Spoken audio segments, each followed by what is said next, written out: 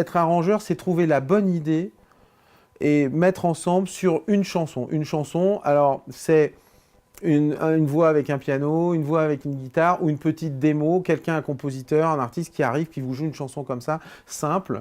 Et puis c'est qu'est-ce qu'on en fait, où va cette chanson? On peut avoir envie de travailler avec nous parce qu'on peut jeter d'abord un regard sur une chanson, un recul voilà, et poser avec l'expérience, avoir une idée ou répondre à une demande, à un cahier des charges. Ça, c'est quelque chose qui peut arriver très très souvent.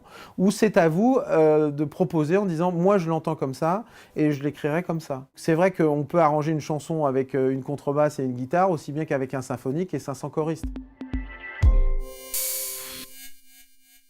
Être un bon musicien, enfin en tout cas être un musicien, connaître la musique, ou en tout cas avoir un point de vue et une expertise particulière. Moi j'estime être un peu un dinosaure des fois parce que je suis un généraliste, c'est-à-dire que je peux arranger pour un groupe de rock ou faire du jazz ou du big band ou un orchestre symphonique, mais on peut être un arrangeur formidable dans l'électro ou juste dans le jazz ou juste dans le symphonique ou dans le classique ou juste dans la pop ou juste dans le... Peu importe, et ça va très bien aussi. La musique, c'est un éternel recommencement, donc nous arrangeurs aussi, de sentir qui est l'artiste, comment correspondre au mieux à son univers, comment travailler la chanson, et évidemment ne pas oublier le cadre de la production actuelle, où on en est, et qu'est-ce qui fait que c'est intéressant ou qui est dans l'air du temps. Bien sûr, c'est une dominante. Dans mon travail d'arrangeur, le fait d'être pianiste, évidemment, c'est plus agréable pour convaincre quelqu'un et puis pour jouer. Mais je dirais que ce n'est pas déterminant. Ma connaissance de la musique est plus importante. Enfin, le fait d'avoir étudié tout ça m'a plus aidé que le fait d'être pianiste en tant que tel. Parce qu'un arrangeur n'a pas besoin d'être un grand instrumentiste. Quand on a commencé, on écrivait l'orchestre avec un papier et du crayon. Et un crayon. Maintenant, j'écris beaucoup à l'ordinateur parce qu'il faut aussi faire écouter de plus en plus. Et puis, c'est une manière formidable de travailler. Les technologies ont progressé. Et maintenant, il commence à y avoir vraiment des très beaux sons.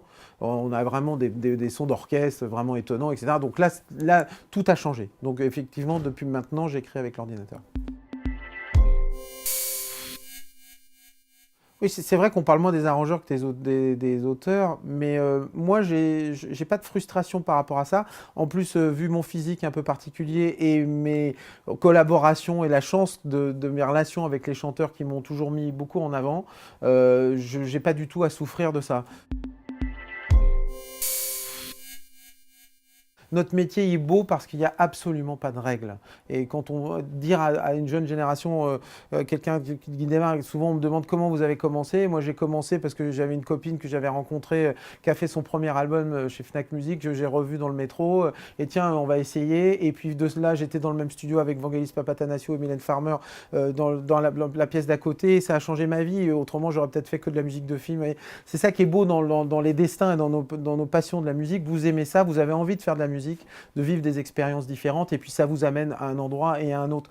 Et il faut pas avoir d'ornière, il faut pas être buté, il faut essayer d'être ouvert. Et donc selon les cas, avec Claude Nougaro, j'ai travaillé pendant 2 ans sur l'album, j'ai fini par en faire la moitié et puis des fois on m'appelle 2 mois avant pour faire 3 chansons parce que les gens ont besoin. Des fois on m'a appelé aussi dans des albums pour faire 2 chansons et ça va très bien, c'est très intéressant. Vous venez de mettre votre patte sur 2 chansons et voilà. J'ai fait des chœurs avec Céline Dion aussi bien que des cordes avec Goldman où j'ai juste fait des cordes, où je suis arrivé, bonjour, j'ai écrit des cordes sur des chansons et j'avais pas un rôle total, je prenais pas en charge et c'est aussi reposant et c'est ça qui est intéressant, des fois de faire un tout petit peu et des fois de faire beaucoup.